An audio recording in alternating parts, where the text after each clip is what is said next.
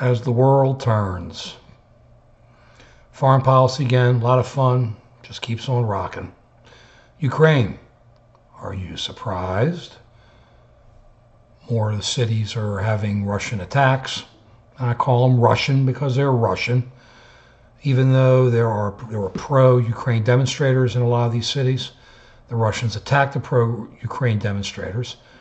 They fight back, and then the Russians start yelling about, oh man, problems. The Ukrainians are being nasty to our poor Russian people, even though they're a small minority. The Russians inside there, most of them aren't Ukrainian, who are just trying to overthrow the government. This is like so amazing. They move into each city, they just start taking things over, and they start yelling every time Ukraine pushes back. And what do we provide to Ukraine? Nothing. Hold back, hold back, hold back. What would we do if people came in and started taking over City Hall in some of the cities? Well, the rest of the country might go, hey, let them have it. Okay, absent that, of course we would send in the troops and take it back. There'd be no ifs, ands, or buts. You have to maintain government, you have to maintain authority.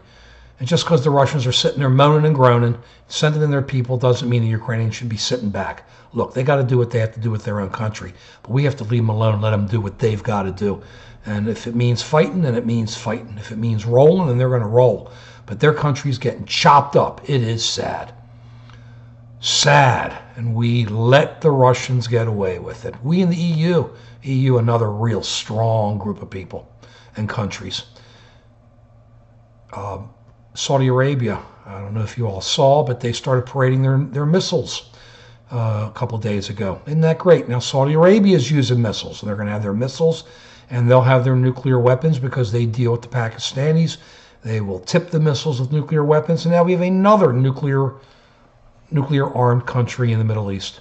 Here Europe was giving it up, and America was giving it up. Russia, of course, doesn't give theirs up, even though we give ours up. And now we're in the Middle East. More and more countries are getting nuclear weapons and finding ways to deliver them. Our fault. Our fault. A vacuum gets filled. We say it over and over and over again. The United States pulls back. Vacuums get filled by a whole bunch of different countries, whether legitimate, whether rogue, whether good reasons, whether bad reasons. And it's just starting to spread more and more in the Middle East. And there you're not talking democracy, except for one country, Israel. Everybody's on them. The only democracy in the Middle East. The only democracy in the Middle East. But the rest of the country's run by autocrats, kings, people who feel they're in there for the rest of their lives because they should be, are run by a religious belief.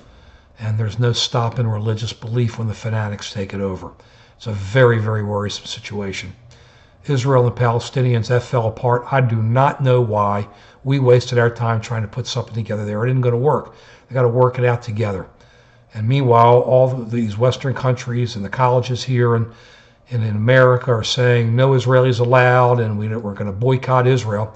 Meanwhile, the Palestinians have a president who has been stayed in 5 years beyond his term. What is he, 180 years old? 5 years beyond his term. They have no elections.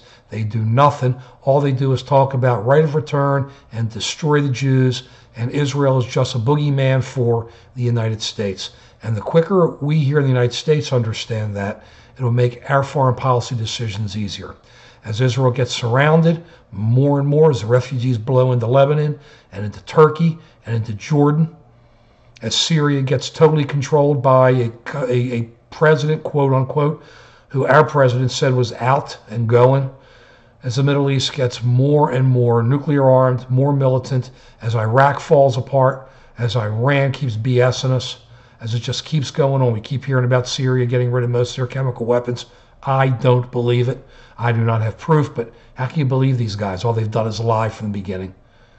And we just sit back and we do a little bit of economic sanction here, a little bit of economic sanction there.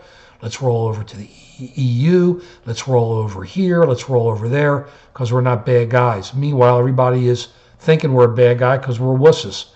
And that word's an old word. And you sit back and you go, our friends don't trust us. Our enemies only trust us to walk away and to keep our heads down, our tails between our legs. Man, well respected in the world, and the world just keeps falling apart more and more and more.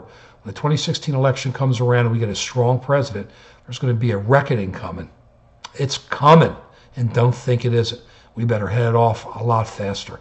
I believe the president sees the problems. You listen to him on press conferences. He is smart.